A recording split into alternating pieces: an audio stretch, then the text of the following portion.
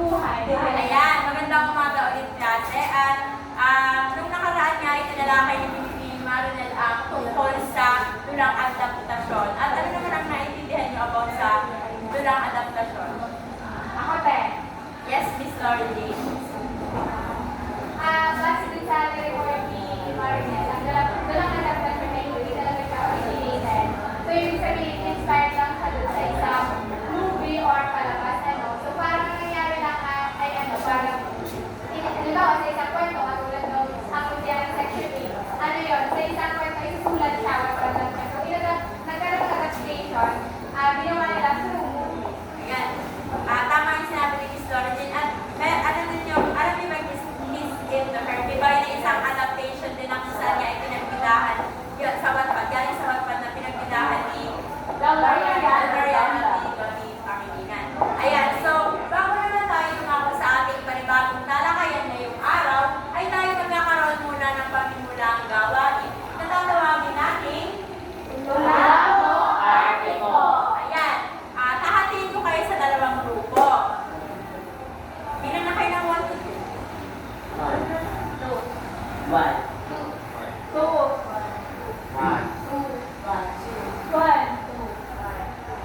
Ayan.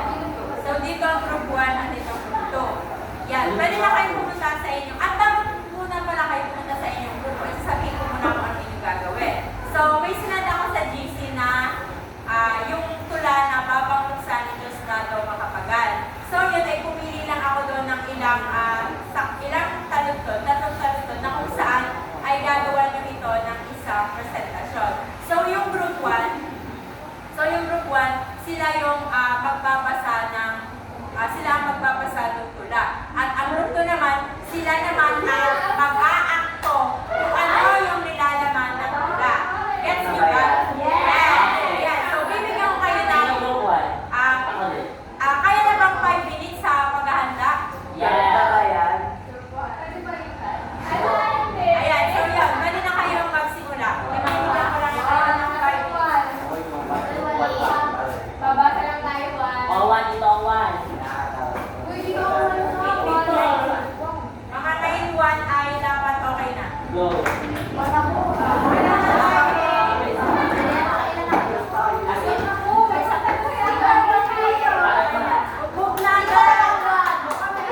Inuulit ko, group 1 sila ang magbabasa ng tula. Itong group pa nitong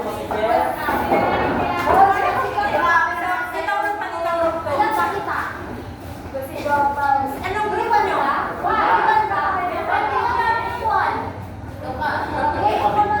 Ang itong group 2? Patawag kayo ng group 2. Ayan, so yun. O kaya mag-divide na lang kayo. Yan, di ba nang tayo lang tayo ay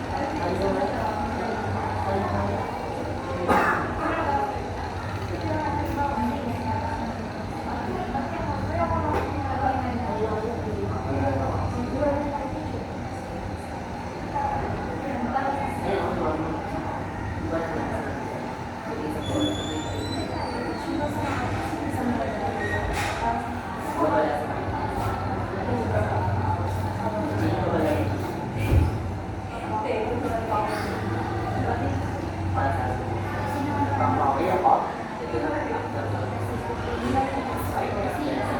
isang taon na ba? Isang taon.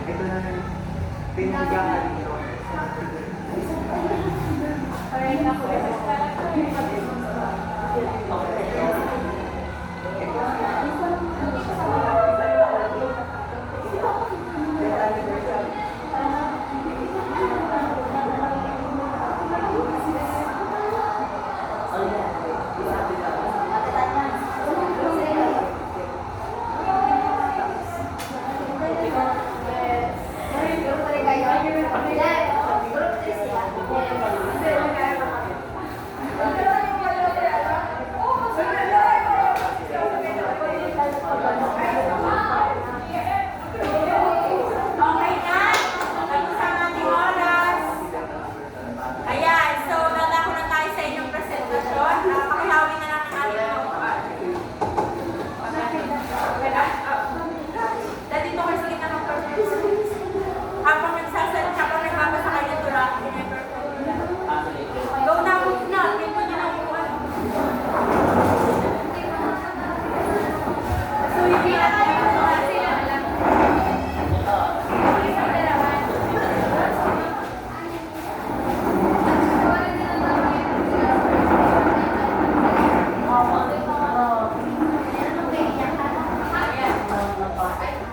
So, yung group 1, nakaupo na lang kayo. Paano mag-decide? Okay.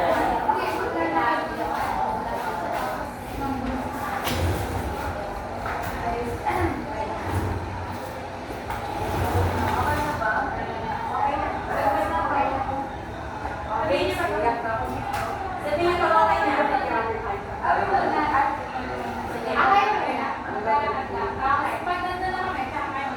Okay, ready. Okay. Guys. Okay na? Okay. Lights, camera, action!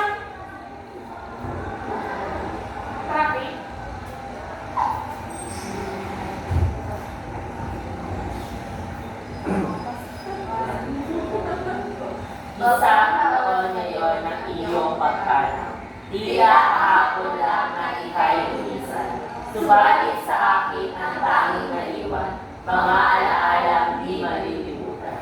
Kung ako'y nasa buok, nalimit dalawin, naaalala ko ang aking pag-ibig. Tuwa'y dumadalaw sa aking paningin, kung nagunda po tayo'y magkapiling.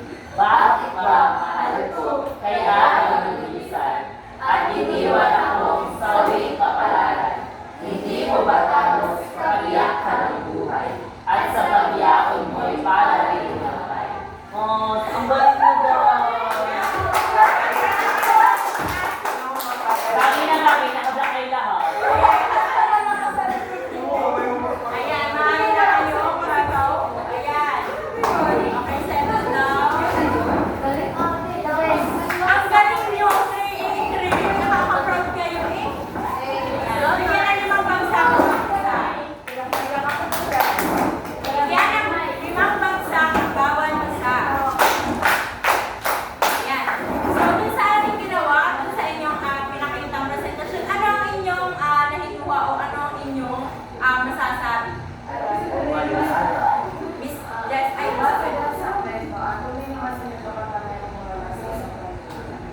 Ayan. Salamat na Estwen. Carissa. Salamat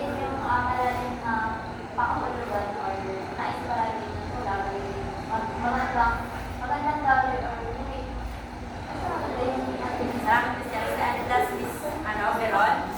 Ang masasabi ko lang ay talagang napakagaling ng duting. Talagang nakita ko yung expression nila dun sa unahan.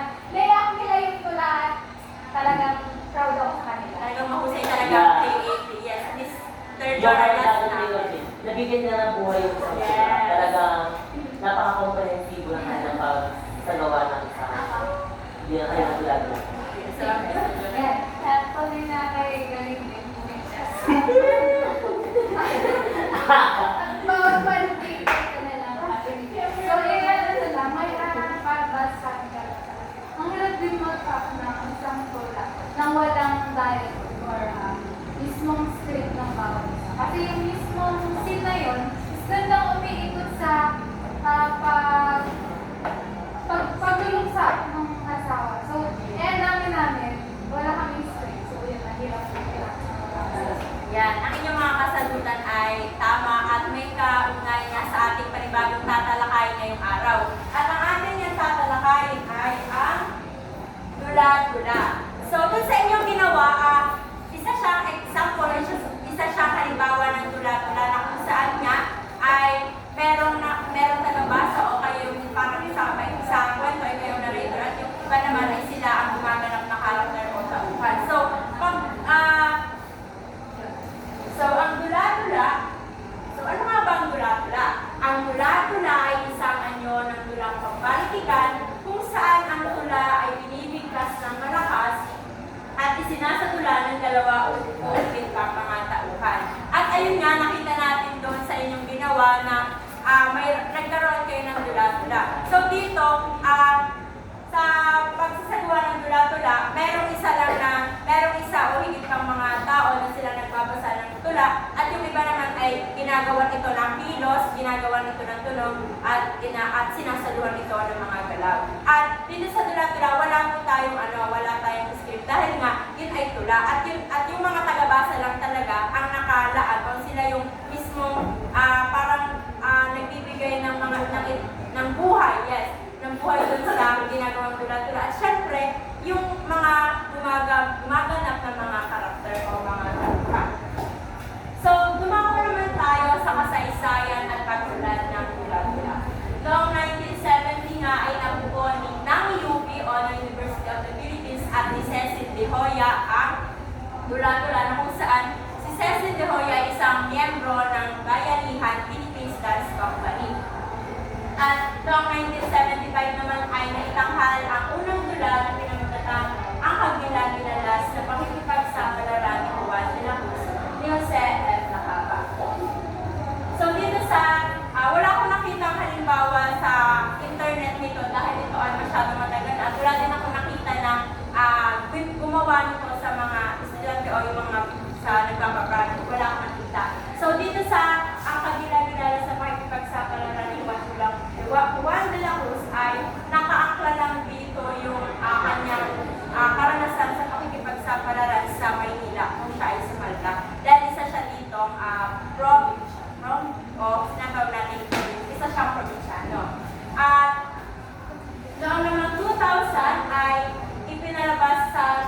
pinalabas din yung UP Rep o UP ng ina tri-serye para sa pagpapatalsik kay ERA. So noong panahong 2000 nga ay pinalabas ito dahil meron silang layunin na ipinapakita dun sa kanilang dula-dula ang pagpapatalsik kay ERA. Diba si ERA ay naging mahirap? Naging presidente ng Pilipinas noong panahong 2000 o 19. Ay basta, siya ay naging presidente siya, tapos noong 2000 ay gumawa ang mga estudyante ng UP ng isang dula-dula na kung saan nga ay ang layunin nila ay papapatalsik kay ERA. At noong 2008 naman, pagkaraan ng ilang taon, itinanghal ang bombastic na pakikipagsapalaran ng scholar ng bayan para sa UP Centennial. So dito, wala rin akong nakitang halimbawa sa internet kasi nga masyado na hindi sila siguro na-publish o hindi sila nakapag-upload ng mga video. So dito sa ang bombastic na pakikipagsapalaran, kung makikita nyo, parang may nakawin siya dun sa ang Kagila-Gilalas. So dito, inialay nila ito dun sa 100 ng anniversary ng UP na kung saan ay parang dito ay inaprubahan din yung pagkakaroon ng 300% na pagdalagdag ng matrikula sa University of the Philippines. So yun ang kasaysayan ng dula-dula. Meron ba kayong katanungan? Wala. Wala. Yan. So dumako naman tayo sa tema at layunin ng dula-dula. Sa tingin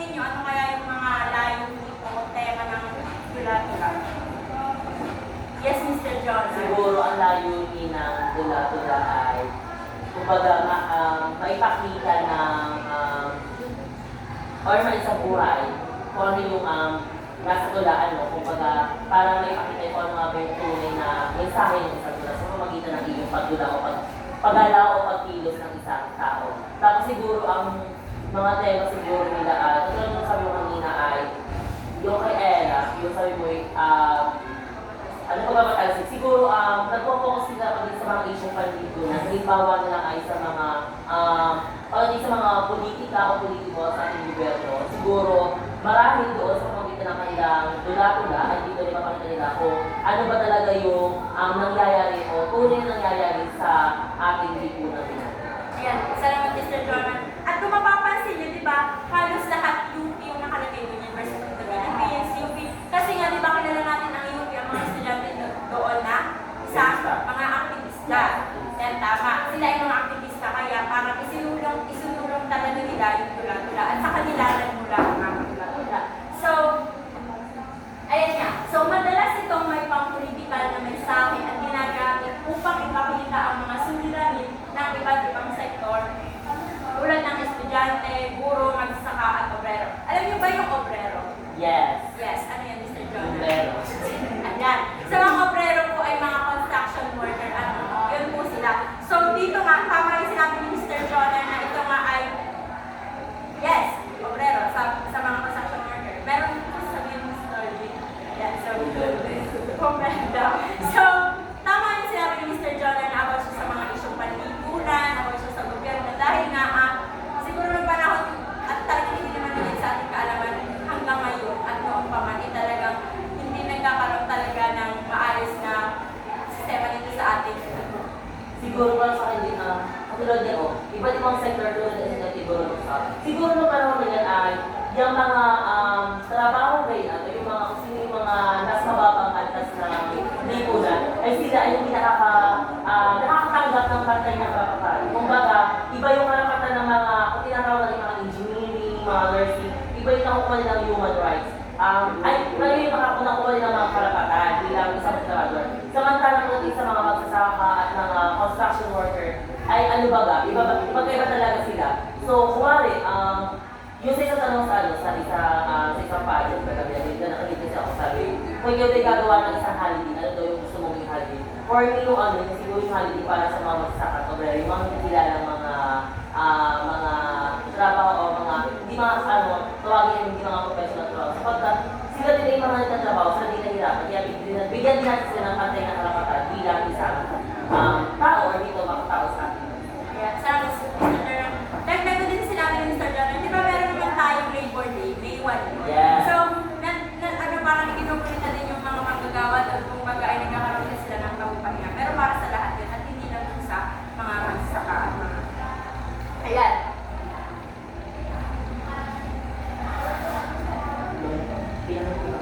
Yes. So, dumako naman tayo sa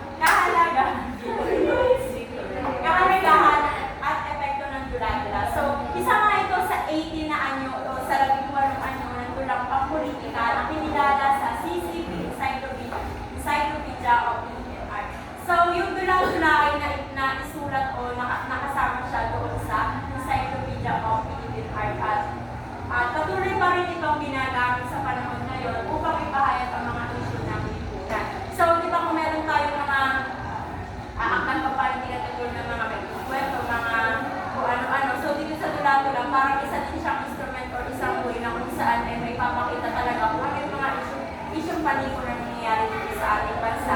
At naipapakita rin nila at parang nagbibigay din, parang naging mulat din ang mga tao sa nangyayari sa ngayon. So, pinagsasama-sama nito ang tula at tula kung saan ang mga tula ay naging script na isinasatula sa entablado. So, kung sa isang tula, sa karaniwan tula, may mga dialogo at yung script. So, dito sa tula-tula, ang pinaka-script nila ay yung mismong tula.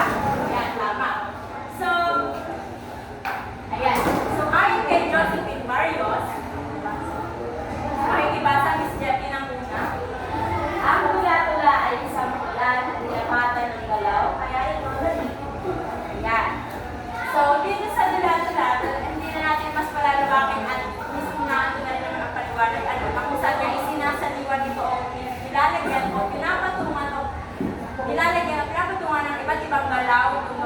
ibang kilos na kung saan ay nagbibigay buhay dun sa isang tula. So, pinagsasama-sama ang dalawang anyo ng sining, ang panitikan nga ay tula at teatro ay tula.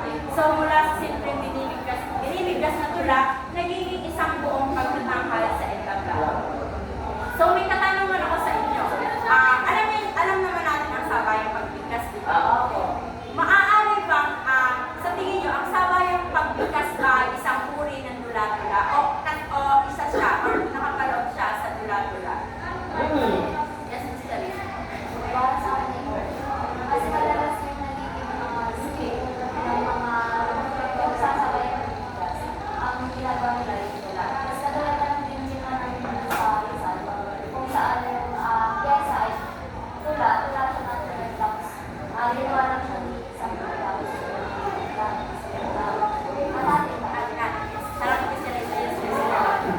Siguro ito kakataon na maaaring na natin siyang problema sa sabayan ng dito sa subalit kaya nga may mga uri ng mga dula-dula. Siguro yung sabayang pagbigas maaari natin tulog ilagay siya sa interpretation ng pagbasa. Bakit? Kasi di naman ay i-interpret natin yung yung ating binabasa. Kaya nagkakaroon tayo ng pagkilos kung ano man yung binabasa natin, nakadepende sa nais pahawatin ng isang text o sa yes. Ang lahat ng yung masagot talaga ang tinatanggap. So sa akin na sa leksik nga, sinabi natin, may pagkakahawin nga naman daw sa tayong pagbigkas sa tula-tula. Ngunit hindi sa lahat ng pagkakataon dahil ang tula-tula ay meron ng mga uri at merong isang tagabasa lang at yung iba ay nag-aakto lang. Samantalang ang sabayang pagbigkas ay sabay-sabay nilang binibigkas yung isang tula, ngunit may mga galaw din naman at mga turo. So,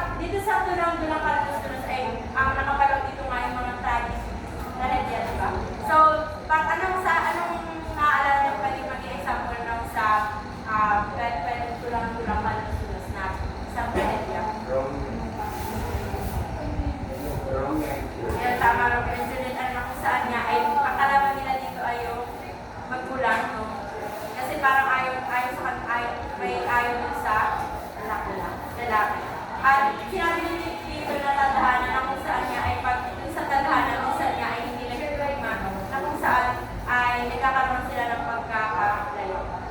Teacher Garden, kasi di ba sa Teacher Garden, yung naman ito ay yung version na Chinese. Hindi tila ang una nun ay talaga palaw, yung mga si Sanchay ay, oo, tapos na-encounter na yung effort, tapos pagkakas nila ay na-inlove sa akin si Dong Junso, pero hindi ba dahil na yung si Dong Junso, hindi niya agad makuha si Sanchay, kasi si Sanchay ay parang matigas pa yung kanyang puso, tapos nung nagkakagusto na naman si Sanchay kay Dong Junso, ay parang na nagkaano naman sa part ng magulang ni Dong Junso, kasi nga, kaya ko si Dong Junso, kasi magugustuhan niya lang, ay simple babae lang na ganun. Parang, pati parang ano na din sa atin yung talagang kultura ng mga Pilipino, parang talagang ano yung mga matatakoy, yung mga matatakoy. Pag alam niya, nasa habang ng uri ng lipunan, ay ayaw. Laging yung magulang ay contrast din sa pamilya ng Pilipino.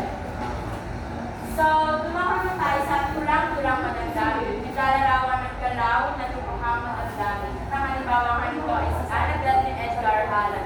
So, wala nga rin ako nakita ang example sa Annabelle. So, mula ito singil sa magandang hilag at ang pagsuyo sa paghanga sa babae siyang naging pamagat ng bawat tula. Hinggil sa pagkawala ng hilag ang Annabelle habang hindi naman sa paghanga sa dalaga ang Judy Ann. Yes. So, dito sa tulang-tulang madagdami ay nagpapakita lang ng ito ng madagdami pagpapresenta o pagpapresenta ng tura-tura ng kung saan ito ng mga emosyon, mga expression ng mukha, at talagang tayo ay madadala sa tura-tura na ito. So, next naman ay ang tulang-tulang katawa-tawang kalunos-lunos. So, isang kalagayang katawa-tawa at kalunos-lunos. So, papasok dito yung kaninang napanood yun na video. Yung nilalaman ng tula ay iba parang medyo siya, hard, medyo kalunos-lunos niya. Tapos may parte na nakakatawa. Mixed method. Ayan, at tayo naman nasa huli na ng huli na tula. Makikiba sa Miss Julie Ann. Tulang-tulang umaras. Katawa-tawa kaysa mga pagkilan. Dahil hindi mandulang ito ang katawa at ibangin ang mga manunos. Katawa-tawa ang mga sitwasyon, ibangin ang karos sa pananalita ng mga tauhan. Halimbawa, old indolence. It has a great oath of 1819 na sinulat ng pangalawang henerasyon ng lumantiko makaratas si John. So, ito ang tula-tulang parsa ay sa English ay parse poetry, na kung saan niya ito ay, kung mapapansin natin, nakakatawa rin siya, pero dito ay talagang yung karakter at yung galaw pa lang ng karakter o yung kinikilos pa lang ng karakter ay nakakatawa na. Kumpara dun sa ang nilalaman ng mismong tulang katatawanan at tulang nakakatawa ay yung mismong parang ng mga tao. So dito, parang dito ay kailangan talaga maghanda ng pangako dahil talaga dito ay nagkakaroon na talaga ng sobrang paghalakak o pagtawa dahil nga siya ay isang katawa-tawa kaysa makatwiran. At yun, dun lamang nagtatapos ang aking presentasyon, ang tungkol sa tula-tula. At meron pa ba kayong mga katanungan? Wala. Naiintindihan? Yes, ma'am. Malinaw? Yes, ma'am. At dahil dyan, maraming salamat din sa inyong magandang maraming salamat. Papaano na? Paano? Okay, so tayo na.